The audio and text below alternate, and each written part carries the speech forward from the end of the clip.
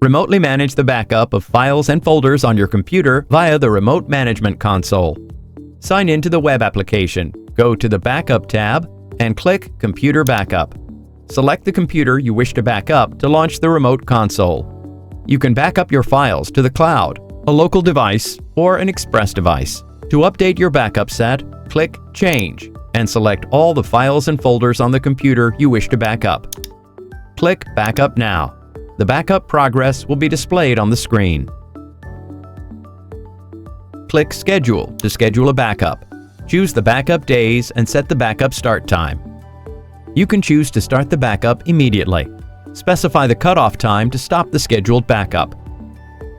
Choose when you want to receive email notifications. Enter an email address and save the changes.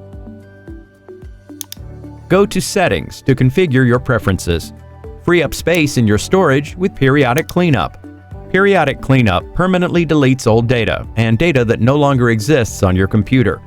Select the checkbox to enable the feature. Set the frequency and volume of the data to be considered for the cleanup and save the changes. View the backup status, storage date, and time of the previous and next backup of all computers in the Computers tab.